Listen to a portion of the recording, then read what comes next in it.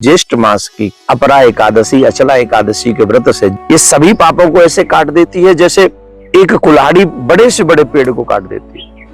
ऐसे सभी पापों को जला देती है जैसे अग्नि सबको भस्म कर देती है। बहुत बड़ा महात्मा है इसका। एक प्रभाव, एक कथा भी आती है पुराणों में, बड़ी सुंदर कथा है। एक बार प्राचीन काल में महिध्वज नामक एक राजा रहा करते थे। बड़े धर्मात्मा राजा थे, बहुत धर्मपरायण राजा थे। उन्हीं का एक छोटा भाई था, उसका नाम था वज्रध्वज, और बड़ा ही क्रूर था, बहुत दुष्ट था।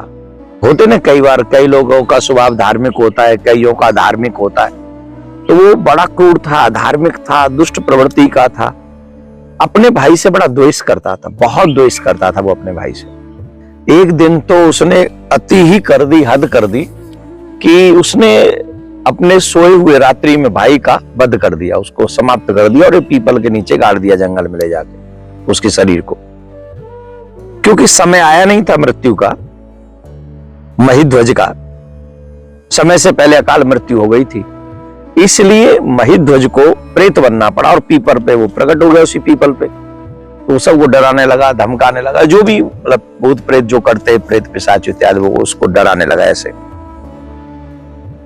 उसी समय देव योग से उस दिन वहां पे धौम्य नामक ऋषि पधारे, और ऋषि जब वहां आए तो उस प्रेत ने अपनी क्रियाएं की। जब प्रेत ने क्रियाएं की तो ऋषि समझ गए कि कुछ गड़बड़ है, तो उन्होंने अपने तप बल से समझ लिया। और जब उन्होंने ये समझ लिया तो उन्होंने महिध्वज को, जो प्रेत बन गया था मरने के बाद में, उसके लिए ये अपरा एकादशी का व्रत, अचला एकादशी का व्रत किया, और उस व्रत का फल उसको दे दिया, जिससे वो तुरंत भगवान के धाम के लिए, विष्णु लोक के लिए चला गया। यहां इसमें लिखा हुआ है कि अपरा अचला एकादशी का व्रत किया उसने, उसकी जो दुर्गति हो गई थी उसको छुड़ाने के लिए उन्होंने अपना सारा पुण्य उसको दे दिया, और वो उसी समय उस पुण्य के प्रभाव से प्रेत बना हुआ व्यक्ति प्रेत योनि से मुक्त हो गया, भगवान विष्णु के धाम चला गया।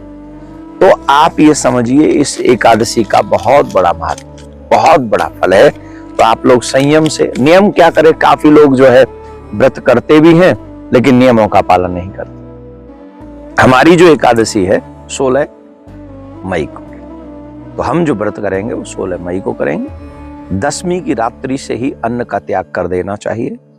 सुबह उठकर ब्रह्म मुहूर्त में स्नान करना चाहिए, संकल्प करना चाहिए, भगवान का पूजन आदि करना चाहिए। मैं व्रत कर रहा हूं ऐसा संकल्प करें, और फिर भगवान का पूजन करें, उनकी सेवा इत्यादि में रहें, ज्यादा से ज्यादा नाम संकीर्तन आदि भजन इत्यादि करें, दान पुण्य इत्यादि करें। झूठ बिल्कुल भी ना बोले, क्रोध बिल्कुल भी ना करें, ब्रह्मचर्य का पालन करें। ये नियम है व्रत के। समस्या क्या होती है, हम व्रत के नियमों का पालन नहीं करते। मन माने भूखे रहने से, अन्न छोड़ने से व्रत नहीं होता। वासना छोड़ना ही सबसे बड़ा व्रत है, क्रोध त्यागना ही सबसे बड़ा व्रत है। तो एकादशी के व्रत में क्रोध न करें, ब्रह्मचर्य का पालन करें, किसी का बुरा न करें, ज्यादा से ज्यादा भजन करें। रात्रि में जागरण भी करना चाहिए एकादशी के व्रत में, और फिर सुबह द्वादशी में पारायण करके, या पारायण का जब समय हो वो पारायण करके भगवान, या हो सके तो अतिथि को भोजन करा के भोजन करें। वो संभव न हो तो भगवान को प्रसाद पधरा के फिर प्रसाद ग्रहण करें। भगवान के प्रसाद से ही अपना व्रत खोलना चाहिए। राधे राधे।